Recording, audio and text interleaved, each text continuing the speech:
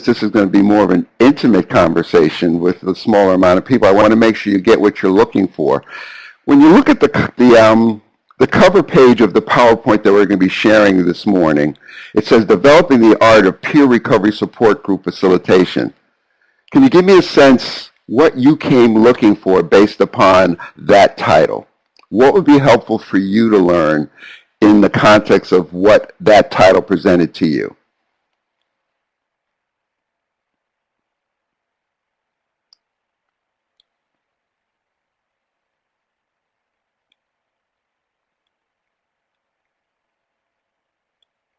Another way to ask the question, best group communication facilitation skills. I think we've got that for you, Stacy. I think there's a nice piece related to that.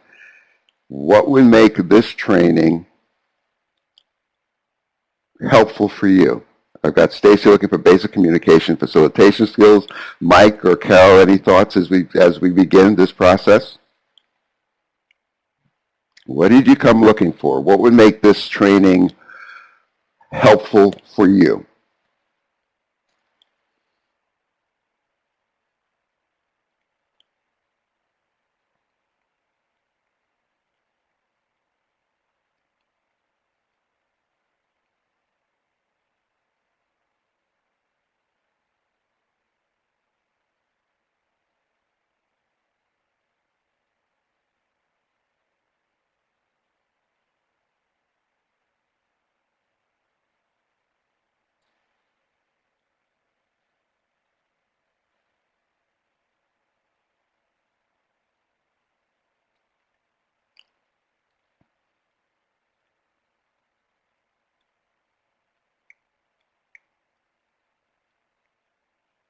Carol is typing. I'm going to move on in a couple of working with peers on the journey. Wow. Yeah, that's what this is about. Let's move forward, and I'll give you a sense of what I've come up with. And clearly, folks, there are several slides. I want to get through them. But what's most important is that I'll go through each of the slides and share what's on the slide.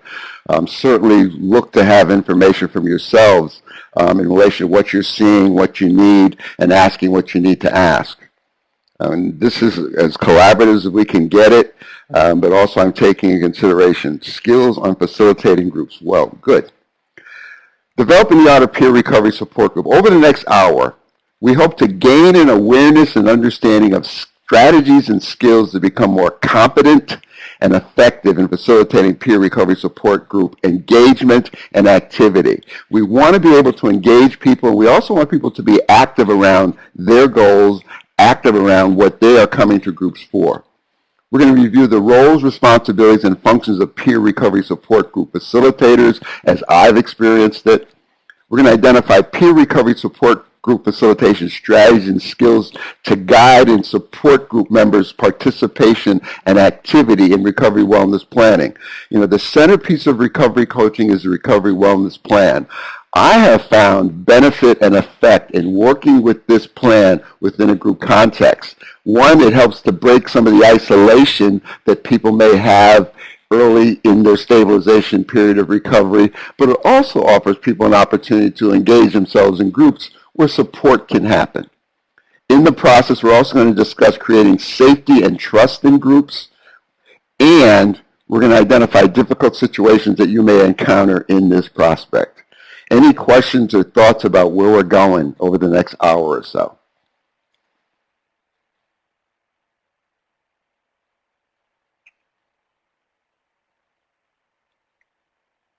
Okay, I'm going to move along with it. Anytime, type what you need to hear.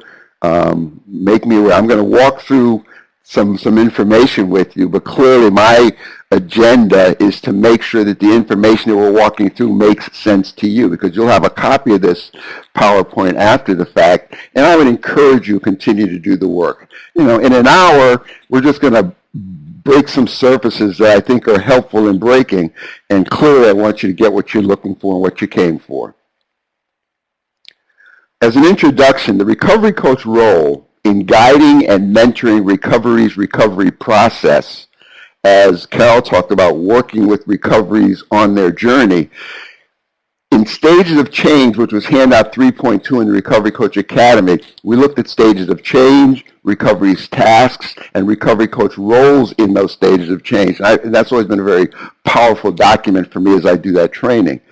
And some of the roles and responsibilities that we have are to help develop an action plan and strategy to facilitate recovery, to support the ongoing implementation and modification of a recovery plan, and support the development of new behaviors and attitudes contributing to recovery.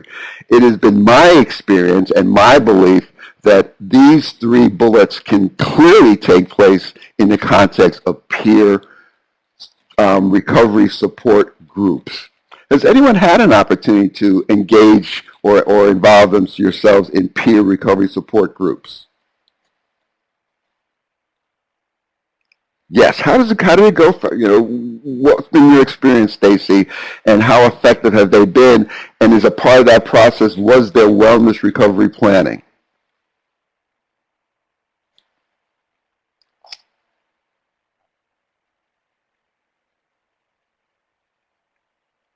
Great. I've got a couple of typings going on. I'll give that. Great. Very powerful. How do you describe the power, Stacy? Because I perceive it to be equally as so. When you say it's very powerful, help me to appreciate what that means for you in your experience. There is power in community, clearly.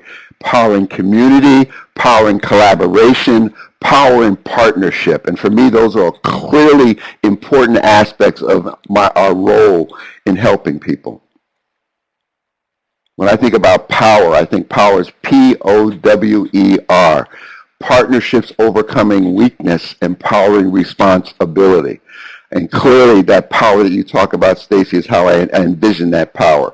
Power in community, power in partnership, power in collaboration. And a major piece of that power is helping people to come out of isolation. And at some level making their best efforts to let help help.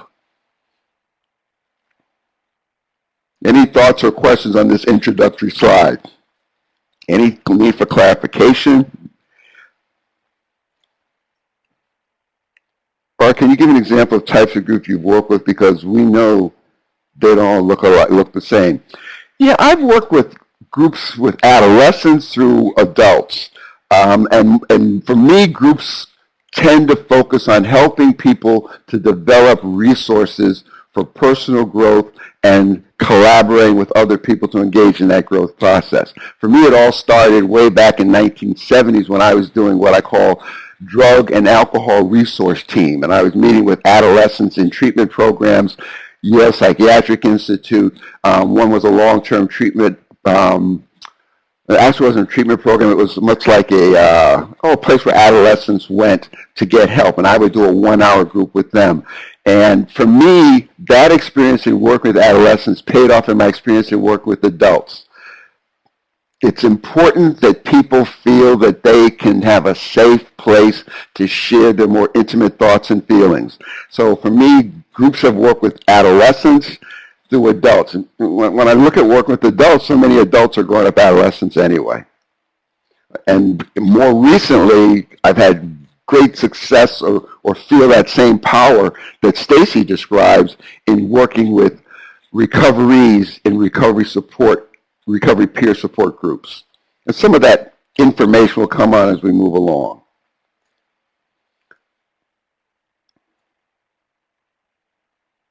I'll get what Carol, you're welcome.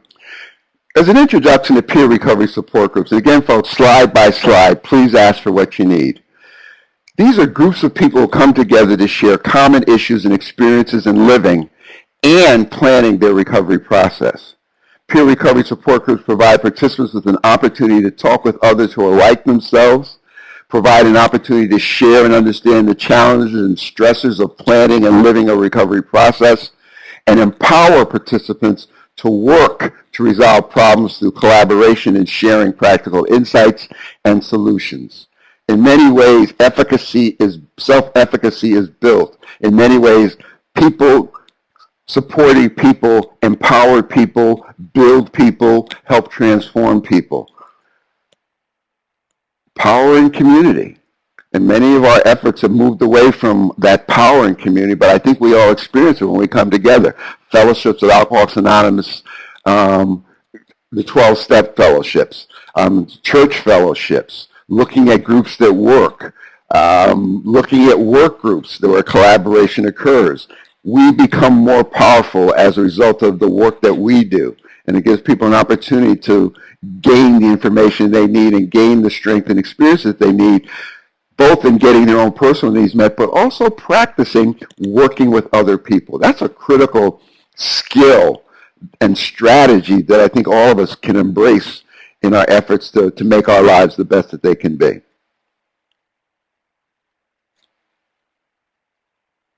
All recovery support groups as a support, as a therapy and empowerment.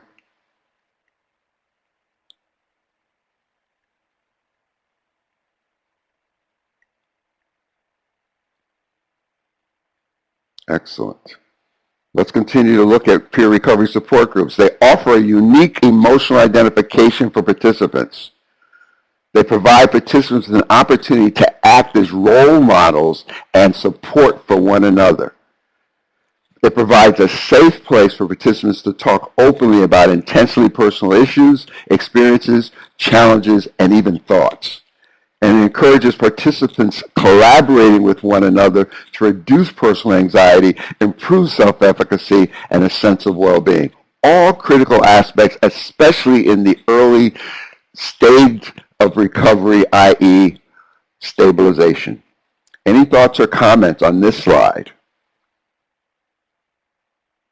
Or questions?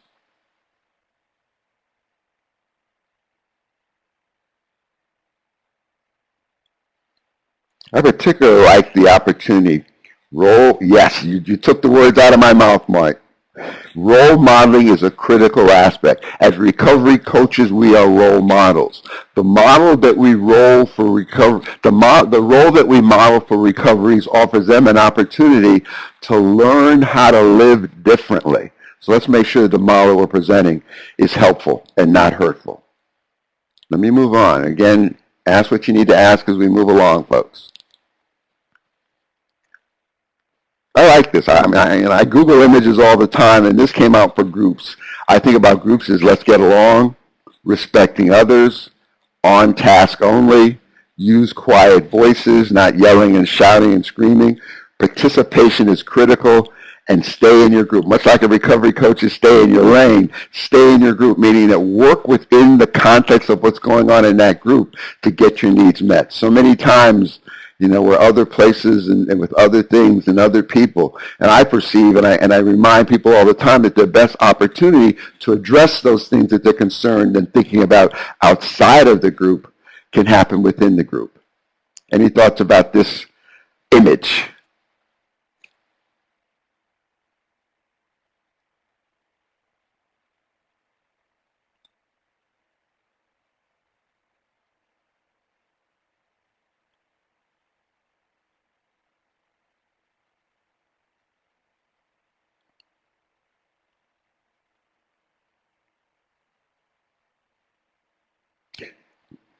Establish of a group contract, working agreement, the ability to set rules and guidelines for the groups. We'll talk about that in coming slides. For me, this image in itself, I think, allows an opportunity to begin to establish that contract as you're talking about it, Stacy. Well stated.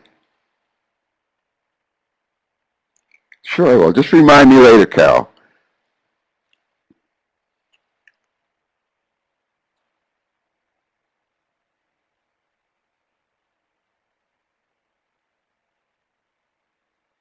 Okay.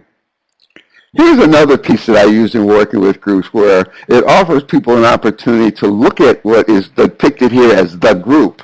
And look at the 11 figures that represent the group. And what I offer people an opportunity to do is to name each figure in their own perception of what they see that figure being in the group and identify within themselves which of these members of the group they most closely identify with.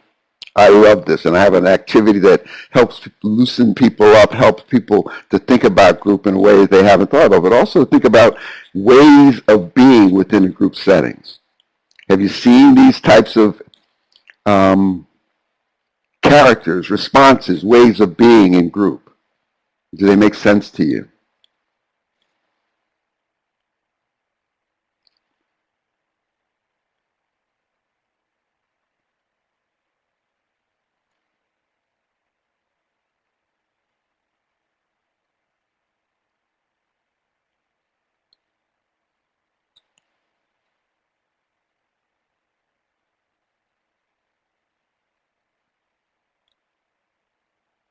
I've got Carol typing. Any thoughts about the group? And can you see the opportunity to utilize this as an activity that helps people to really think about who am I and how am I in the group? Remind me, Carol, because I can give you the exercise. I can send you the exercise. I didn't put it in because I didn't want to, have too many slides going on. But again, it's a nice getting acquainted and helping people get in touch with themselves. Okay, excellent.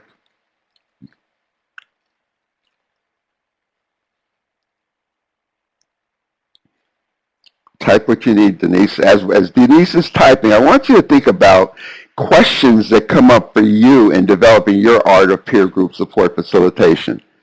How comfortable are you in facilitating peer recovery support groups? What do you need to learn to feel more comfortable? How confident are you in facilitating peer recovery support groups?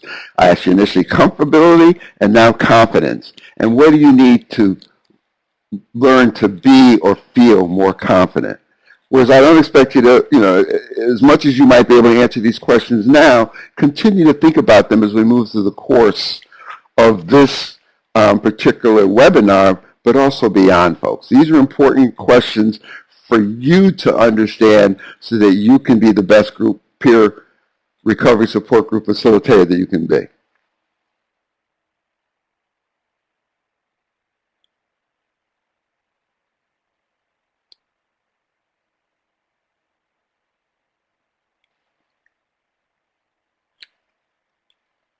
Just think about these questions as we begin this process. How comfortable are you in facilitating peer recovery support groups? What do you believe at this point you need to learn? You need to learn to feel or be more comfortable. How confident are you in facilitating peer recovery support groups? And what do you need to learn to be and feel more confident? That's about you, folks. That's discovering your stuff to be able to do this work well.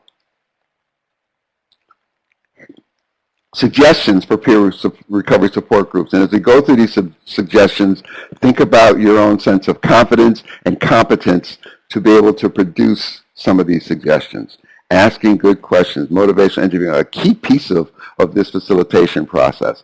I don't spend as much time in this particular webinar as I could have because there's so much to do. I spend more time with the communication skills, but clearly asking good questions becomes a part of that. Be aware of the physical environment and how it can influence group behavior. Think about things such as room setup, the distance between chairs, trying to arrange chairs in a semicircle or use semicircle to allow participants to be able to see each other. I love groups that come about in a circle. Always orient the group to the time frame and group task at the beginning of each meeting. Make sure everyone understands the purpose of the meeting. Explain the product that is expected as a result of the group activity and process, i.e. for these particular groups, individual recovery plan development. Develop group ground rules, working agreement as was mentioned earlier, and use it. And stay focused in the present and know where the group has been and where it needs to get to. A lot to consider, but I think as we think about these, they make sense for me. They make sense as we do the nuts and bolts of supporting peer support in a group setting.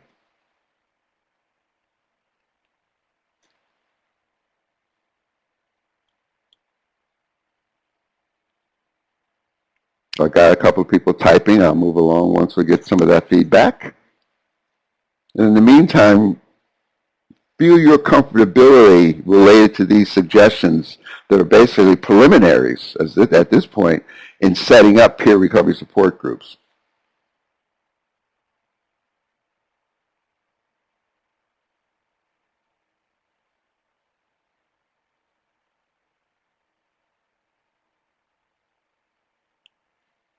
I think,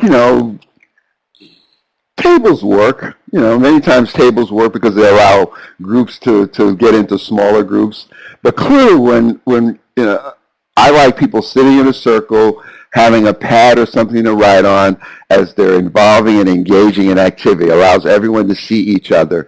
I'm not necessarily if tables or chairs are a barrier, but I think they impact sometimes the ability to truly have an eye on everyone in the room.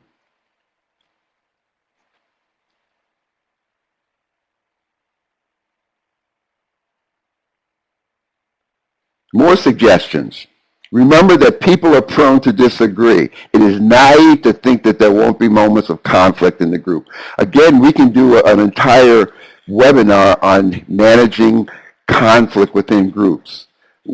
In your own experiences, when conflicts come up within groups, what's your comfort level in being able to sit with it, work through it, and help participants through it? That's a key piece. Is there fear of conflict? I know in my own early entree into this work, I wanted people to like me and I wanted people to like each other, but clearly that became important that wasn't going to happen. And another thing that doesn't necessarily going to happen is that people will agree with each other. And part of the disagreement is right up front. Choose a decision-making method before you need it. Some options are consultation with a single decision maker where the group is consulted for information and advice, but one person consolidates and makes the final choice. Voting. A selection is based upon achieving an agreed-upon portion of votes from the group. Consensus, a majority agrees and no one objects. All must agree. But whatever decision-making method the group agrees upon should be agreed upon before the group starts, or as a part of the group's coming together and identifying how they will make decisions. Any thoughts or comments?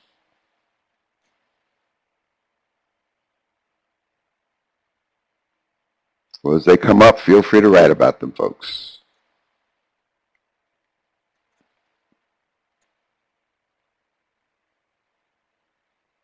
In your own experiences, have conflicts come up and how have you managed them? How do you think about managing them? How do you think about making decisions that are for the benefit of the entire group? How does that process occur? That's really what this is talking about.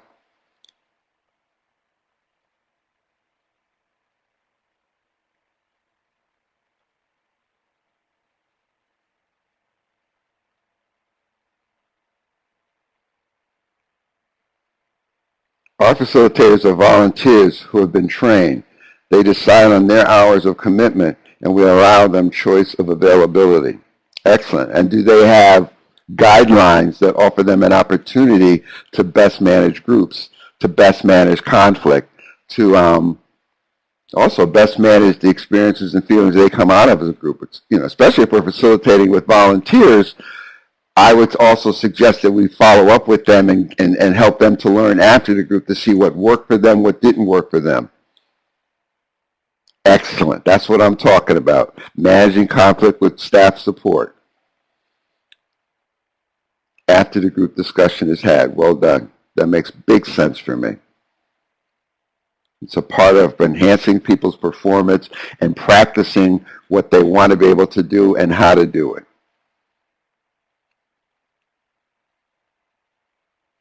Excellent.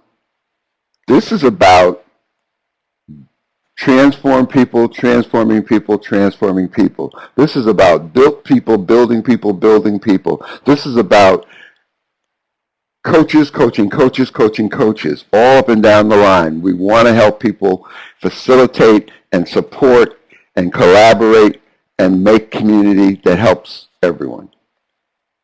Other suggestions. Call for a pulse check and check in with the group as to how people are feeling or what they are thinking about at the time of that pulse check. This is helpful when the group seems blocked or confused. Role model desirable behavior. That's for us as recovery support facilitators. Role model desirable behavior. Consider the potential impact of the content of the agenda, the meeting place, the diversity of participants, and make an effort to plan accordingly as much as you can. Be aware of your own perceptions, biases, and expectations and acknowledge them. That's a part of that middle leg of the three-leg stool of Recovery Coach Academy. I like the pulse check as well, Michael. I use it a lot. Role model is critical. Keeping it simple, folks. In my own recovery process, I appreciated the fact that that process moved along. I had to learn to live without alcohol. Once I learned to live without alcohol, that was a process of learning how to live, to care, to love. And that's an ongoing process. And I needed models for that. I needed models for that from people who had similar or somewhat related type experiences. And so much of this is about our ability to be learners, doers, and teachers. Excellent. That pulse check piece jumped out at me as I was researching this information, and I've been utilizing it more and more and more. And it also gives people an opportunity to be here now. Pulse check means at any point in time, I want to be aware of what's going on within me. And it's a nice piece to do within a group, especially if people are experiencing some discomfort or seem blocked or confused. And again, that's one of the pieces that we do as facilitators, to be aware and cognizant of what's going on in the context of that group that I'm sitting with. I care about the people in the group, and the demonstration of that care comes through the willingness to check and see where people are, especially if their expressions are demonstrating that there's something going on. I like that, Stacy. Thank you. After a pulse check, an activity on present breathing is useful. Yep, be here now is a potent message. Responsibilities of a group facilitator. Help group members identify and clarify their recovery goals and steps. Think about, how do you do this? Help group members use recovery plans and planning to accomplish recovery goals and desired outcomes. Think about, how competent and confident do I feel in helping people use recovery plans and plan recovery processes? My belief is that if I am facilitating or suggesting that people develop plans, I want to have done the same thing. A coach needs a coach. If I'm facilitating a group where people are developing recovery plans, I want to have my own plan that I've worked with and worked through as well. It's much like when you go to 12-step recovery meetings. Sponsors have sponsors. They learn how to do what they do. Help group members monitor, evaluate, redefine, or change their recovery process, direction of the desired outcome if appropriate, and help group members focus their energy and time on tasks. This really begins to get at some of the nuts and bolts of what I believe the focus of recovery wellness and recovery peer support groups can be. Helping people plan their recovery. Helping people in what Native Americans call a healing forest to plan recovery. It seems as though facilitators can, oh yeah, big time. I mean, again, Michael, it's coaching coaches. It's coaching. It's that, it's that three-legged stool, keeping it simple, but it's also looking at the science of coaching recovery that we learn in recovery coaching skills and techniques and science. And here's and this is our opportunity to begin to develop our own art in doing this. So when you talk about facilitators can use recovery coaching skills, I believe that the most skilled facilitators are skilled recovery coaches, because you're coaching recovery. You're coaching recovery from the standpoint of helping people to develop plans to live recovery and to lead a life of recovery. Does that make sense? Because for me, that's a soapbox that I stand on, that, coaching all the way through. And in many ways, I think through peer recovery support groups, peers learn better how to coach each other and receive coaching as well. It's a nice way to go versus, and it's not to say the individual work that the people doesn't work, but I think this is a great opportunity for people to learn what's important to learn. And so much of it is coming out of isolation and learning how to work well with other people. Isn't that so much of what recovery has to be? For me, recovery is turning my life over to care, not only self-care, but the care from other people. And coaching people in groups, I think, does that well. Any thoughts or comments on responsibilities of a group facilitator, this particular slide, before I move on? Nice input, folks. Keep it up. Responsibility of a group facilitator suggests ways and means to accomplish goals and desired outcomes. That speaks to helping people to develop recovery capital, knows what ways and means are possible, know what resources are available, be able to make good referrals. But clearly, recovery capital takes center stage here for me. Helping people to identify their recovery capital needs is a major piece of this work in facilitating group activity. Help group members discover win-win solutions. Help group members' ability to participate and protect all group members from attack. Responsibilities of group facilitators. Any thoughts or comments?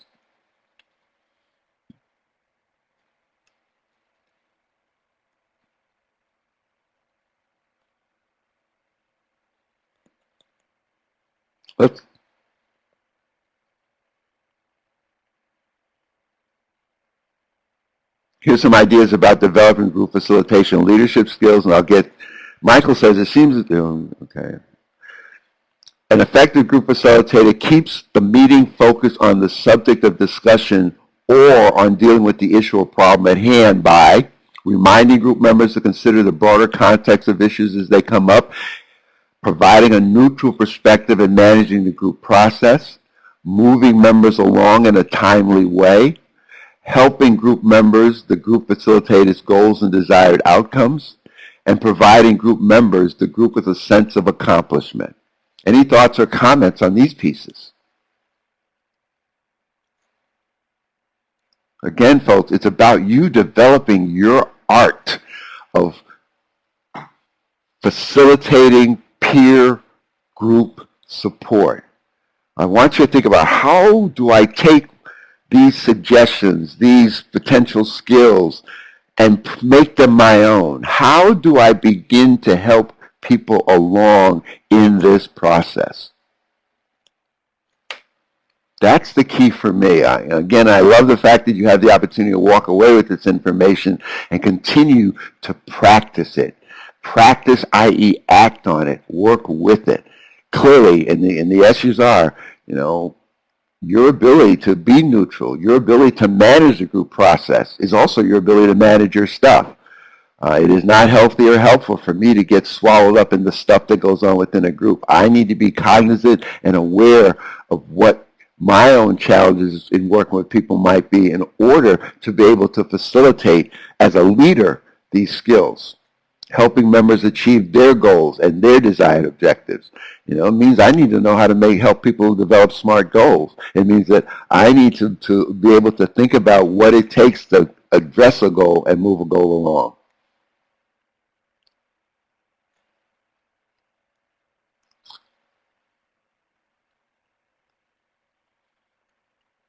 I think it was mentioned earlier, if I'm not mistaken, by Stacy, how critical and important communication skills are and developing group facilitation leadership skills. Equally as important is what Carol raised in relation to motivational interviewing, asking good questions. For me, the two tend to go hand in hand. My ability to communicate is also my ability to ask questions. I've always felt myself, even before I became so immersed in coaching recovery, I was moving towards that prospect, because for me it is about empowering individuals and empowering groups, and that's their process and their work. But clearly for me, communication speaks to not only the ability to speak clearly about what I'm thinking, but also to ask good questions. So when you think about the communication skills that are critical for effective group facilitation, it speaks about how you communicate can make a difference in offering and achieving support for group members and moving the group process along efficiently and effectively. Effective communication skills in facilitating groups include active listening, being genuinely interested, sorry for the double N's, in group members' thoughts and feelings, listening intently, making eye contact. The key there, folks, is an active listener. I'm not listening for listening's sake. I'm not listening because I'm supposed to. I'm listening because I care. My genuine interest is my caring. Also note nonverbal communication. Well stated, Stacy. Modeling. Practicing behaviors you want practiced among group members. Tell the truth without blame or judgment. Be aware of your own nonverbal messages and your own nonverbal communication, and have fun. And summarizing becomes a part of our communication skills repertoire. Using paraphrasing as a way to clarify.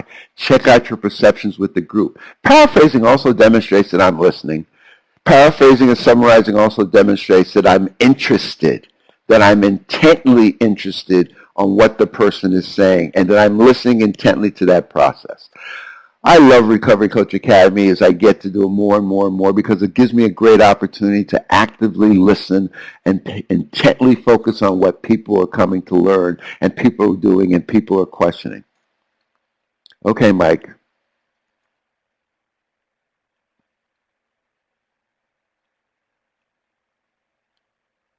Any thoughts or questions about these effective communication skills? More will be coming. No audio. Oh. Well, okay. Okay, well, thank goodness you have the picture. Do other people have audio?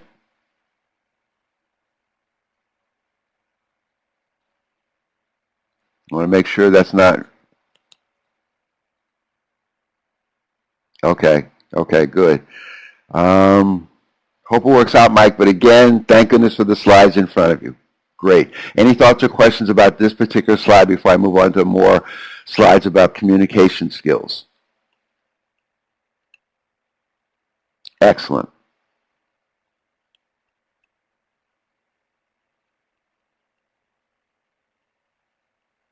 Okay. No picture. Oh, gosh. Well, I'm glad you're here, Beth. And again, you will get the recording and the information after the fact.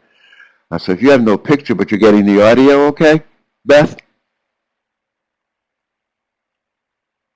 Great. That's good to hear.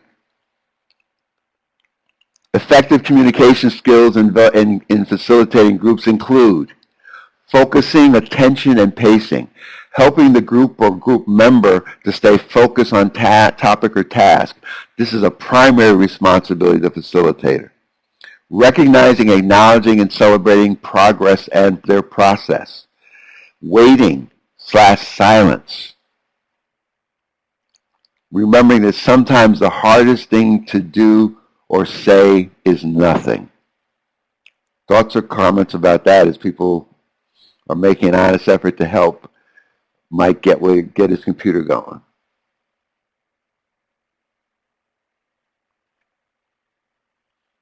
Focus your attention.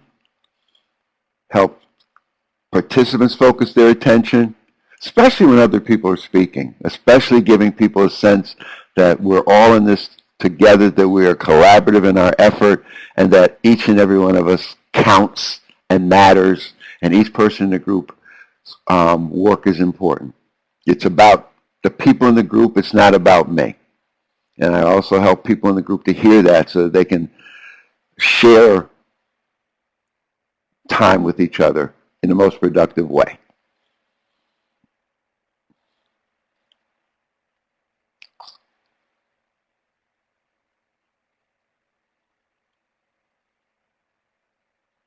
I'm seeing a couple people are typing.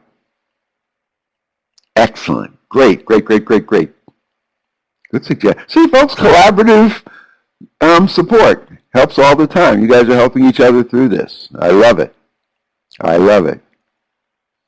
Well done, folks. Well done. This is the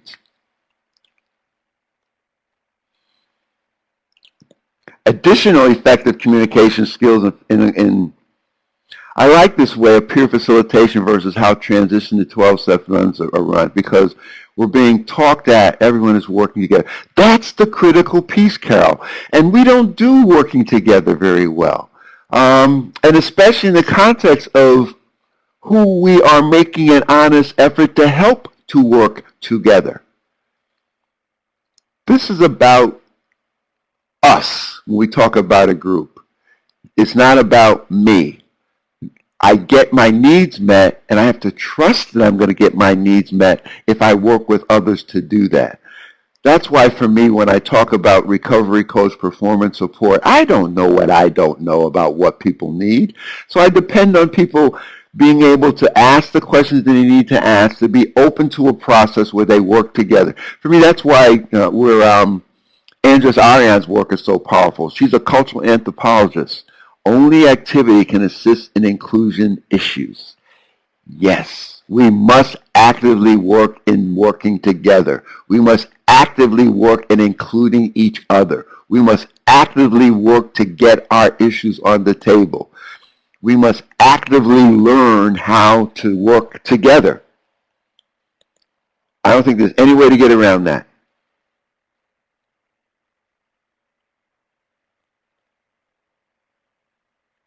Peer facilitation.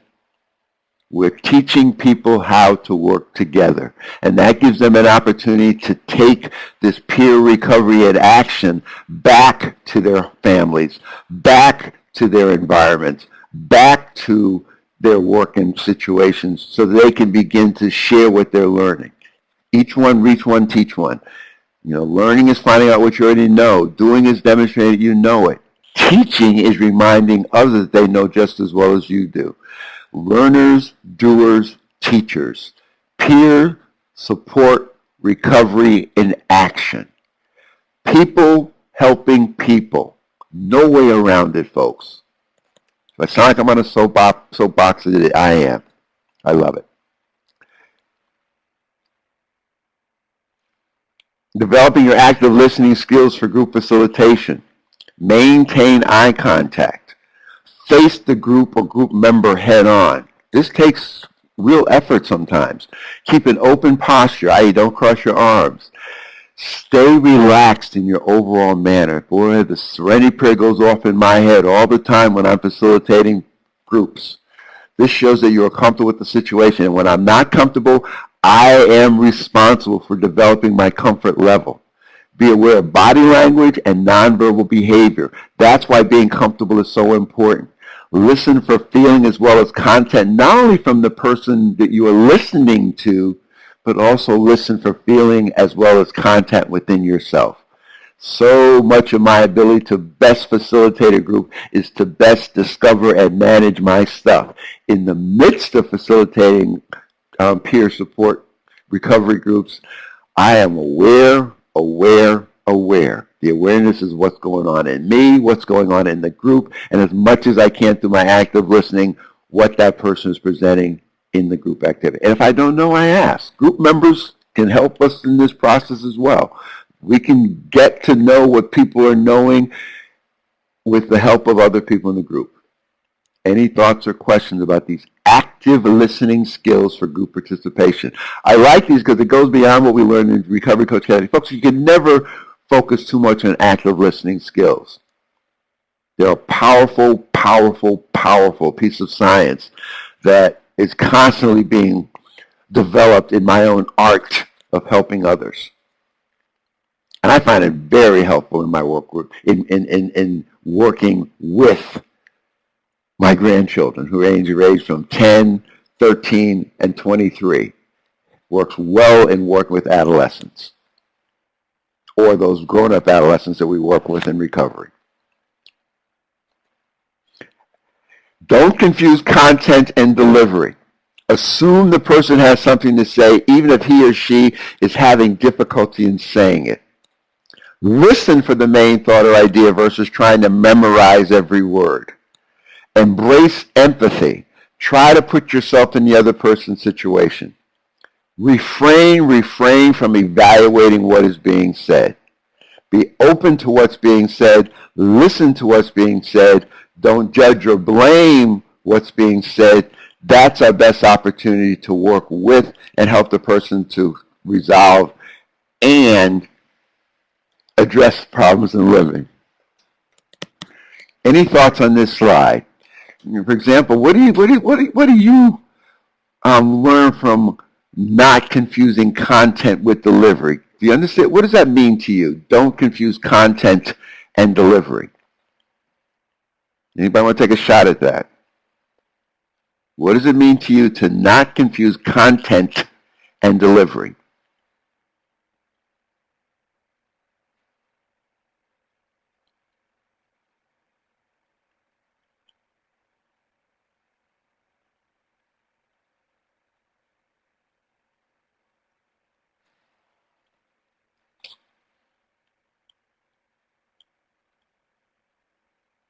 And has anyone had the experience as you're in groups trying to memorize words so that you can bring them back to people? And here it's saying to us, just listen for the main thought or idea. Ask good questions based upon that main thought or that idea versus trying to memorize what's being said. How do you give feedback with sounding like you know it all?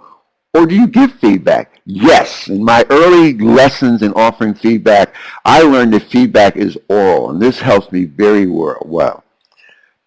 Oral means I observe, I report on what I observe, I assume what I have heard, and I level with the person relative to what my perception is. Feedback is not criticism. If I'm going to confront someone, I talk about carefronting them.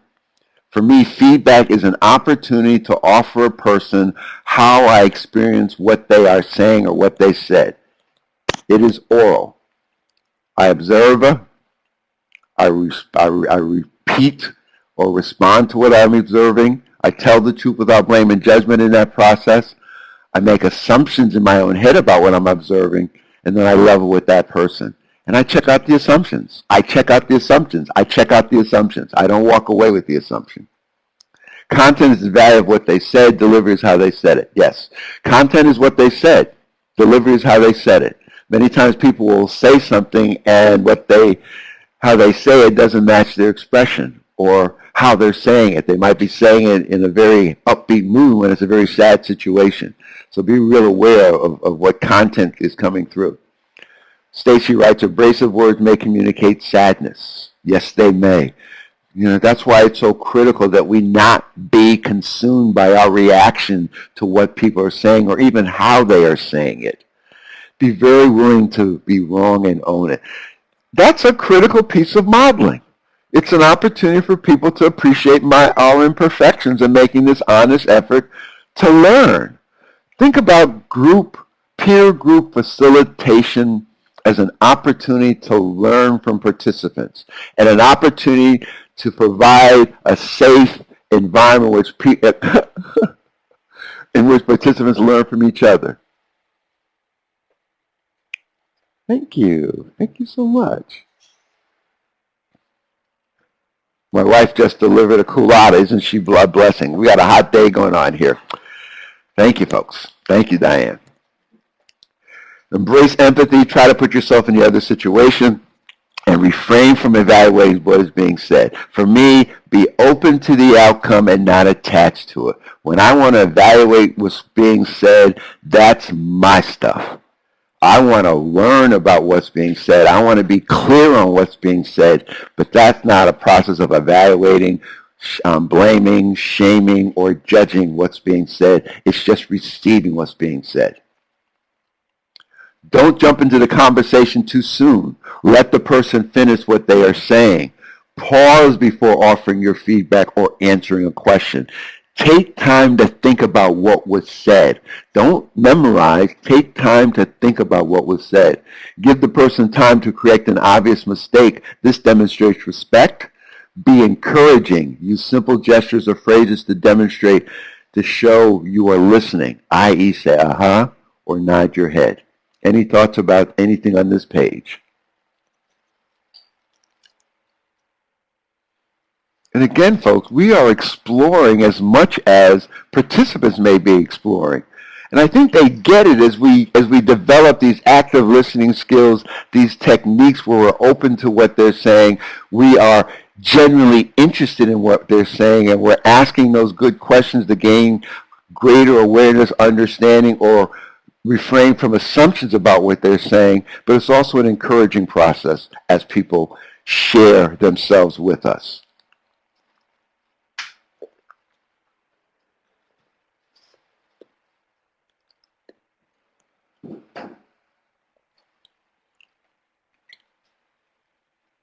Any other thoughts or questions on this slide? Cal, I will respond. Will receive your typing when it comes through. Show support. Say, that's good. Does anyone else have something to add or share? Well stated. Another opportunity to engage as many participants as possible. Don't let the person ramble. Try to help them to come to their point. How might you do that would be a consideration. Don't turn an implication, insinuation, or suggestion that you've picked up on in the conversation into a conclusion. Be open to the outcome, not attached to it. Do not judge or blame. Do not assume. Paraphrase or summarize what the person has said and get agreement that you have understood completely. We sort of reiterate this as in our earlier thoughts on this, but I like this list. This list expands upon what we teach in Recovery Coach Academy. This list, I think, works especially potently in working in groups. And again, where we're not spending a lot of time on motivational interviewing, i.e. asking good questions, it is my belief that by actively listening and paying attention to what has heart and meaning for the person in the group, the good questions will come. Carol says, too often when I hear in the meeting someone say they want to use, and immediately people assume they're going to relapse and overwhelm the recovery with their stuff. True.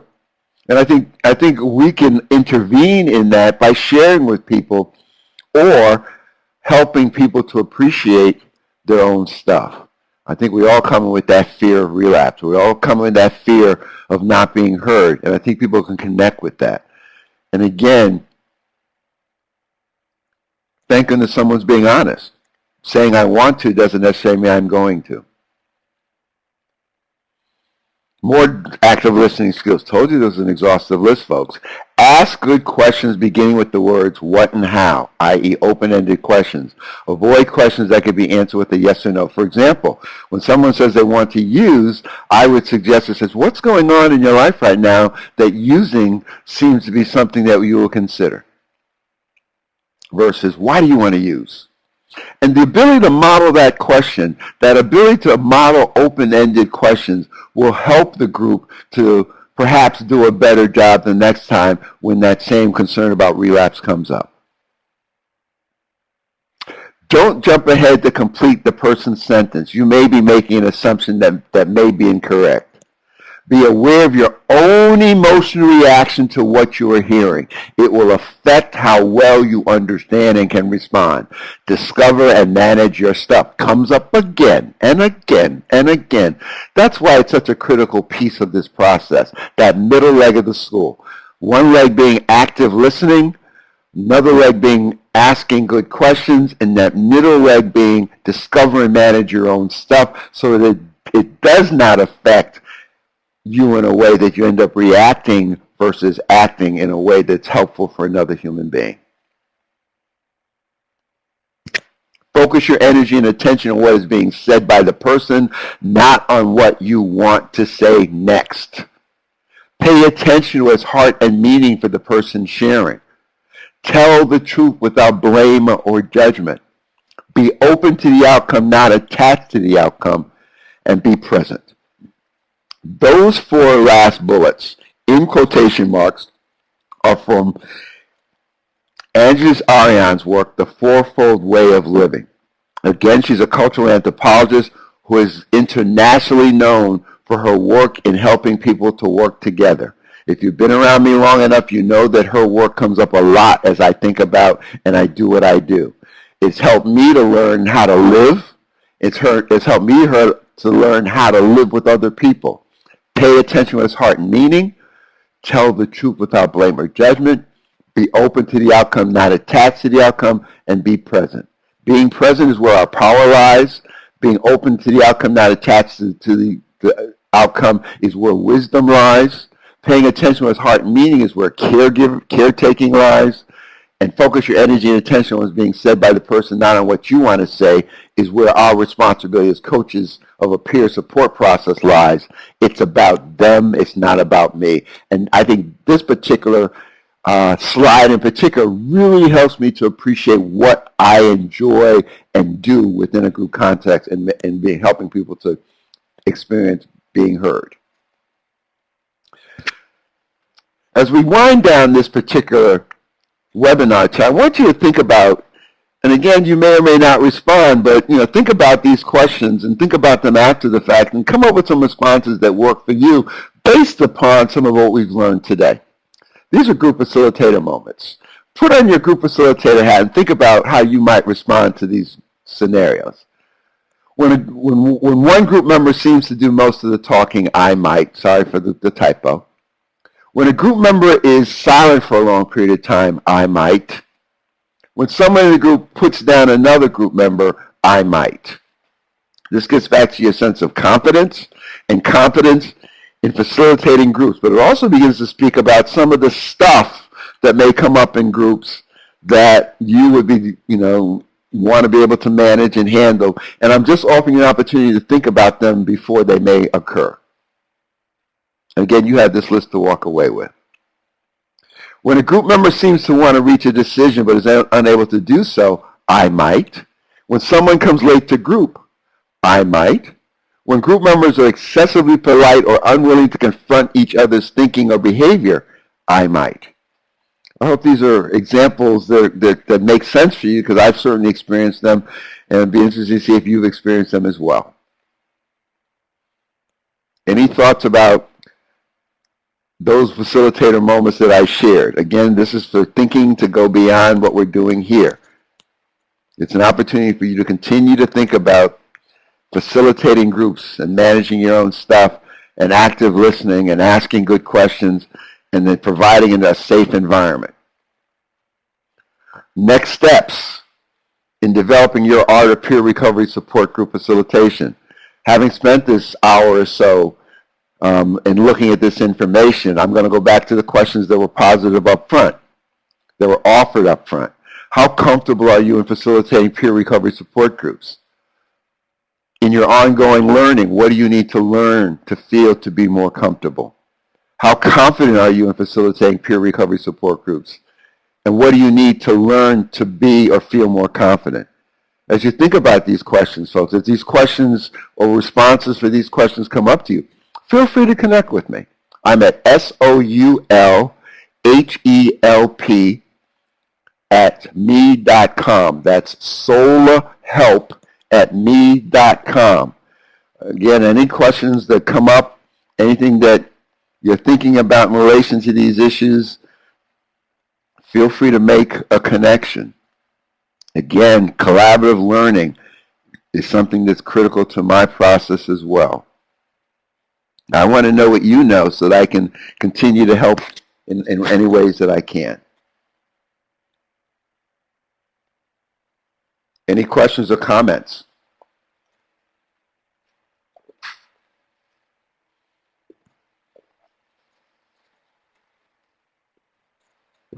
Again, folks, if any change is to occur, a great learning must occur. And where we have the expectation that recoveries and peer supports are working, we need to work right along with them. We need to learn right along with them. They're the experts. I hope it was helpful, Mike. Good to hear. I hope it was helpful.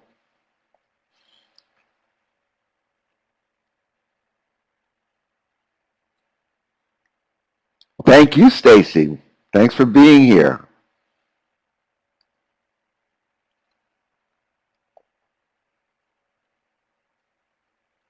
Excellent. Excellent, excellent, excellent. Again, Mike, any questions come up, let me know. Great. You're welcome, Denise. And Beth, I hope things are going, I hope you get what you needed, given the technical difficulty you had. I enjoy these, folks, and I hope they're as equally as enjoyable for you, because it helps me to gain a direction. It helps me to know what you know so that we can know more, so that we can help more. Thank you, Stacy Rose. As always, you're my rock lady. Thank you so much.